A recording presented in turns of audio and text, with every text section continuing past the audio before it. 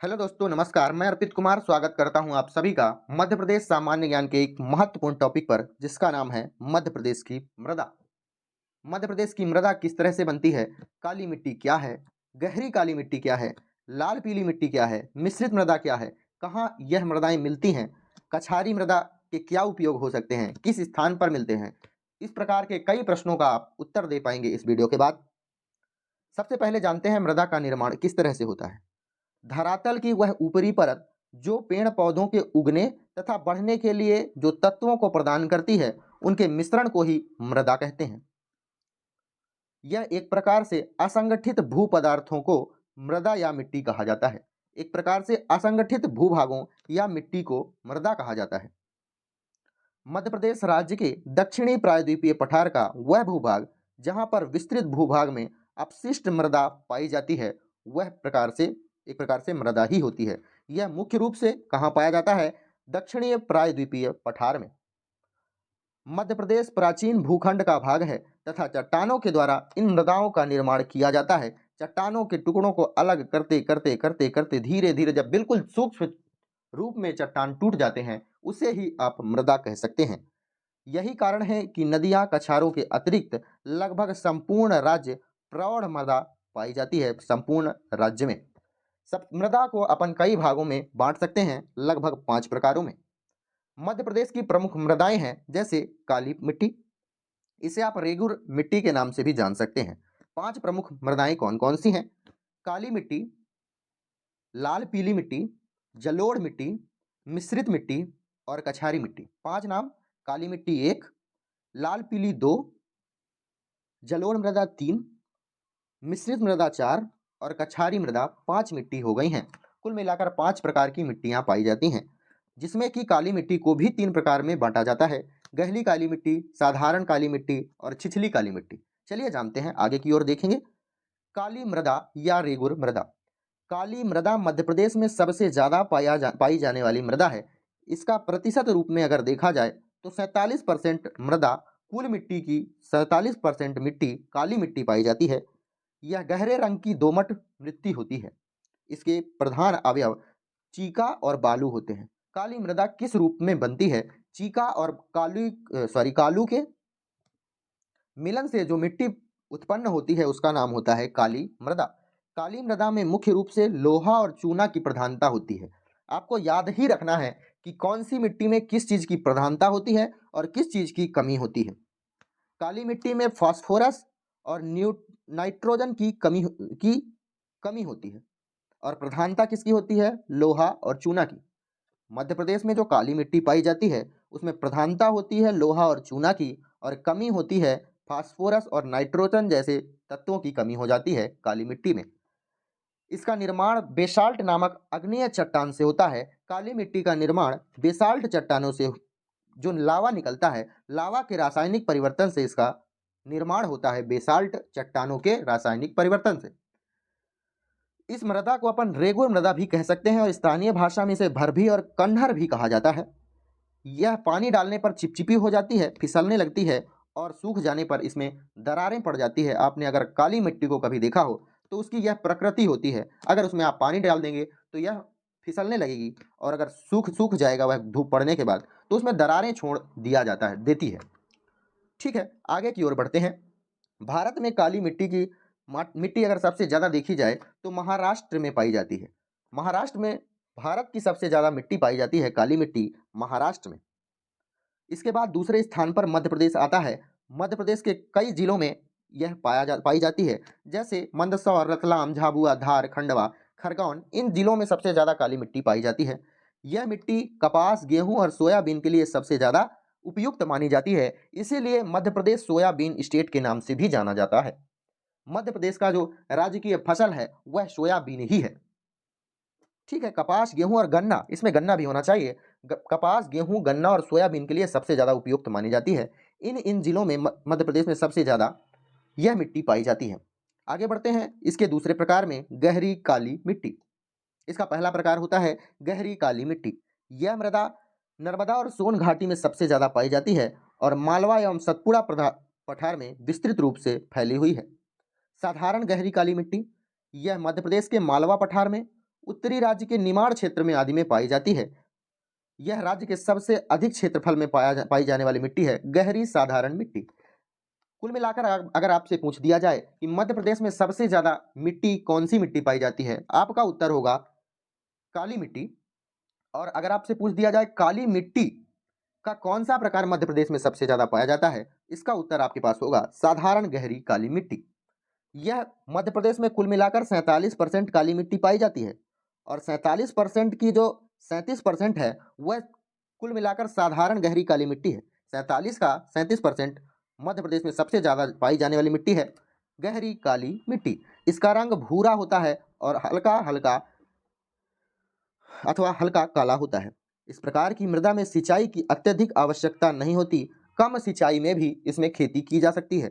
छिछली काली मिट्टी छिंदवाड़ा, सिवनी और सीधी, बैतूल आदि जिलों में पाई जाती है। इसे आप छोड़ भी देंगे तो चलेगा। यह गेहूं और चावल की कृषि के लिए सबसे ज्यादा उपयोगी होती है। और मैंने आपको बताया है कि काली मिट्टी में सबसे ज्यादा क्या उगाया जा सकता है। कपास, गेहूं, सोयाबीन और गन्ना का नाम मैंने लिया था। गेहूं और चावल छिछली काली मिट्टी में सबसे ज्यादा उगाई जाती है। छिछली मिट्टी, दोमट मिट्टी, छिछली मिट्टी को अपन दोमट मिट्टी भी कह सकते हैं। मतलब काली मिट्टी के कितने नाम हो गए। पहला मैंने नाम बताया रेगुर मिट्टी, दूसरा भर्री मिट्टी, कंडहर मिट्टी, रेगुर मिट्टी, दोमट मिट्टी, इतने नाम हो गए काली मिट्टी के। ठीक है, आगे बढ़ते हैं। लाल पीली मिट्टी, यह मिट्टी का दूसरा प्रकार है। यह मध्य प्रदेश में दूसरी सबसे ज्यादा पाई जाने वाली मिट्टी है। सबसे ज्यादा काली मिट्टी कितने परसेंट थी? 47%। लाल पीली मिट्टी कितने परसेंट है? 37%। आपको यह चीज तो याद ही रखना पड़ेगा कि कौन सी मिट्टी सबसे ज्यादा पाई जाती है और लगभग कितने परसेंट। आपसे प्रतियोगी परीक्षाओं में यह फैक्ट वाइज भी पूछा जा सकता है। यह मध्य प्रदेश में दूसरी सबसे बड़ी पाई जाने वाली मिट्टी है। लाल पीली मिट्टी का निर्माण आर्कियन और धारवाड़ तथा गोंडवाना चट्टानों के अपरदन से होता है। कौन कौन से चट्टानों के अपरदन से होता है? चट्टानों का अपरदन बहुत घटिया प्रक्रिया है। इसे हम रेंगती हुई मृत्यु भी कह सकते हैं अपरदन को। ठीक है, आर्कियन, धारवाड़ और गोंडवाना चट्टानों के अपरदन से लाल पीली मिट्टी का निर्माण होता है। यह मृदा अधिकांशतः हल्की बलुई होती है। इसमें बालू पाया जाता है, किंतु कहीं कहीं पर यह चिकनी और दोमट के रूप में भी पाई जाती है। इस मृदा में लोहे, इसमें सबसे ज्यादा क्या होता है?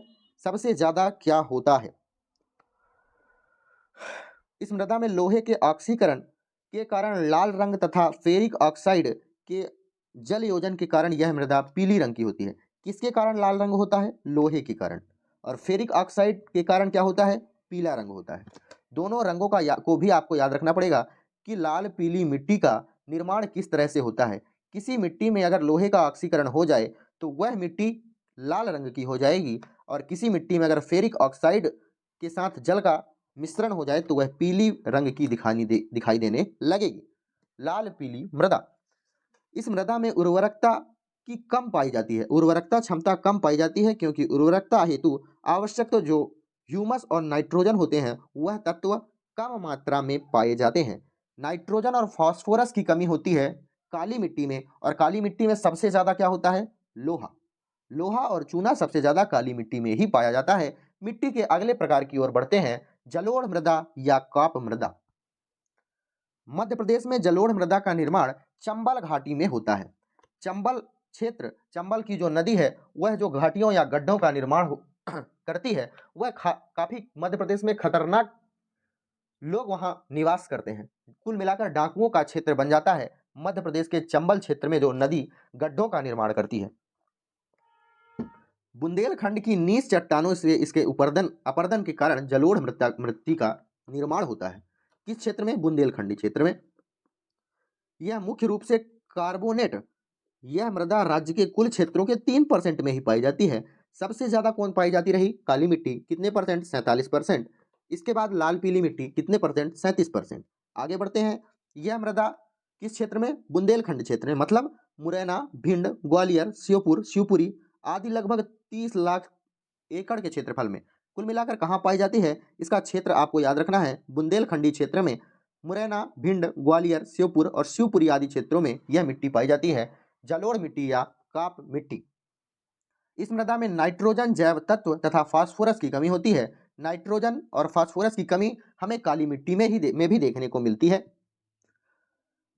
आगे बढ़ते हैं। इस मृदा का पीएच मान कितना होता है? 7% से अधिक होता है। अगर मैंने आपको बताया नहीं है, काली मिट्टी का पीएच मान कितना होता है? काली मिट्टी का पीएच मान होता है 7.5 से लेकर 8.5 तक इसका पीएच मान होता है। 7.5 से लेकर 8.5 तक काली मिट्टी का पीएच मान होता है। मतलब यह कुल मिलाकर क्षारीय होती है। और 7 जो होता है, यह मिट्टी जो होती है, क्या नाम है इसका? हम कौन सी मिट्टी पढ़ रहे हैं? जलोढ़ मिट्टी। यह एक उदासीन होती है क्योंकि इसका 7% से अधिक नहीं होता, अधिक होता है। मतलब यह भी क्षारीय मिट्टी का रूप माना जा सकता है। बालू की अधिकता के कारण मृदा का अपरदन सबसे ज्यादा होता है। इस मिट्टी में, जलोढ़ मिट्टी में सबसे ज्यादा मृदा का अपरदन होता है। जलोढ़ मृदा की सर्वाधिकता की उर्वरकता अधिक होने के कारण मृदा में गेहूं, कपास, गन्ना आदि सभी फसलें उगाई जा सकती हैं। लगभग सभी फसलें उगाई जा सकती हैं। लेकिन जो कपास है वह प्रमुख रूप से कहाँ पाया जाता है? काली मिट्टी में। ठीक है, आगे बढ़ते हैं अपन। मिश्रित मृदा। 3 मृदाओं को अपन ने पढ़ा है। पहला काली मिट्टी, दूसरी लाल पीली मिट्टी, तीसरी जलोढ़ मृदा। मिश्रित मृदा के बारे में बात करें तो यह मृदा प्रदेश में अनेक भागों में मिलती है। लाल पीली तथा काली मृदा के मिश्रित रूप में यह पाई जाती है मिश्रित मृदा, जहां लाल मिट्टी भी पाई जाती है, काली मिट्टी भी पाई जाती है और पीली मिट्टी भी पाई जाती है। कुल मिलाकर जब सभी होते हैं तो अपन उसे मिश्रित मृदा का नाम दे देते हैं। यह मृदा बुंदेलखंड क्षेत्रों में जैसे टीकमगढ़, पन्ना, रीवा, सतना, सीधी इन जिलों में मुख्य रूप से पाई जाती है। और यह मिट्टी लगभग मध्य प्रदेश के सभी जिलों में पाई जाती है। इस मृदा में फास्फेट और नाइट्रोजन कार्बनिक पदार्थों की कमी के कारण कम उपजाऊ होती हैं। इसमें भी क्या कम होता है? फास्फेट और नाइट्रोजन बहुत कम होता है। इस मृदा में मुख्य रूप से ज्वार, बाजरा और मोटे अनाजों की खेती हो सकती है। सबसे ज्यादा किसमें होती है? काली मिट्टी में। खेती के लिए सबसे अधिक उपयोगी मिट्टी कौन सी होती है? कछारी मिट्टी, सॉरी काली मिट्टी। आगे आते हैं अपन कछारी मिट्टी में। कछारी मिट्टी कहाँ पाई जाती है? कुल मिलाकर श्योपुर, भिंड, मुरैना, ग्वालियर आदि जिलों में सबसे ज्यादा पाई जाती है। और कछारी मिट्टी में गेहूं, गन्ना, तिलहन, कपास आदि प्रमुख रूप से उगाया जाता है। गेहूं, गन्ना, तिलहन, कपास। कछारी मिट्टी का निर्माण नदियों के द्वारा बाढ़ के समय आए अपवाह के निक्षेपों से होता है। सभी मिट्टी का निर्माण कुल मिलाकर अपवाह के निक्षेपों से ही होता है।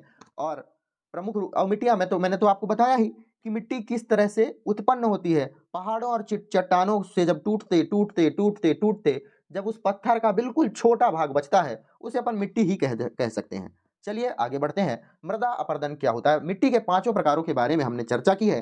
काली मिट्टी, लाल पीली मिट्टी, जलोढ़ मिट्टी, मिश्रित मिट्टी और कछारी मिट्टी। राज्य में मृदा अपरदन होता है, इसे ही मैंने आपको बताया है कि रेंगती हुई मृत्यु कहा जाता है। अपरदन के विभिन्न कारणों के द्वारा मृदा के सतह में जो मृदा महीन कणों में कट कट कर बहना शुरू कर देती है। मिट्टी के महीन कणों में जो मिट्टी होती है वह कट कट कर बहना शुरू कर देती है, उसे ही अपन मृदा अपरदन कहते हैं। मृदा अपरदन क्या है? मिट्टी का छोटे छोटे भागों में टूट टूट कर अलग होना ही मृदा अपरदन कहलाता है। चंबल तथा नर्मदा घाटी में मृदा अपरदन की समस्या सबसे ज्यादा है। चंबल घाटी में मैंने बताया बड़े बड़े गड्ढों का निर्माण होता है, वहां डाकू भी प्रवेश कर सकते हैं या रहने का उनका स्थान है मध्य प्रदेश में। चंबल घाटी अपरदन की समस्या देश के लिए बहुत गंभीर समस्या है। मृदा अपरदन या अपक्षय को रेंगती हुई मृत्यु कहते हैं। मृदा अपरदन श्योपुर, भिंड और मुरैना जिले में सर्वाधिक मात्रा में पाया जाता है। मृदा अपरदन की समस्या के निवारण के लिए राज्य का कृषि विभाग विश्व बैंक के साथ मिलकर अनेक प्रयास कर रहा है। राज्य में मृदा अपरदन को रोकने के लिए पशु चराई पर नियंत्रण किया जा रहा है। कंटूर की खेती एवं वृक्षारोपण के को बढ़ावा दिया जा रहा है। इससे क्या है कि वृक्ष के का जो जड़ होता है, वृक्ष का जड़ अपने आसपास की काफी सारी मृदाओं को समेट कर या एकत्रित कर कर या संगठित कर कर रख सकते हैं, पेड़ के जो जड़ होते हैं। तथा छोटे छोटे बांधों का निर्माण एवं भूमि का चक्रीय पद्धति के अनुसार इसका उपयोग किया जाता है। बांधों का निर्माण तो आप करिए, लेकिन छोटे छोटे बांधों का निर्माण ही करिए, क्योंकि बड़े बांधों से जो पृथ्वी है उसमें कंपन आने की समस्या भी आ सकती है। यह ध्यान रखना चाहिए मध्य प्रदेश गवर्नमेंट को। चलिए, मध्य प्रदेश के मृदा के बारे में बात हो गई। अगला भाग होगा हमारा मध्य प्रदेश की जो जलवायु है वह किस तरह की है। जलवायु में हम पढ़ेंगे कि मध्य प्रदेश की जलवायु किस तरह से है। मालवा का पठार कौन से क्षेत्र को कहा जाता है, उसकी जलवायु कैसी है। उत्तरी मैदान, नर्मदा घाटी, चंबल घाटी, वर्षा ऋतु, ग्रीष्म ऋतु, सभी के बारे में डिटेल से चर्चा करेंगे। आपको वीडियो अच्छी लगी हो तो वीडियो को लाइक, कमेंट, शेयर और सब्सक्राइब करिएगा। और अपना ध्यान रखिएगा। मिलते हैं अगली वीडियो में। धन्यवाद।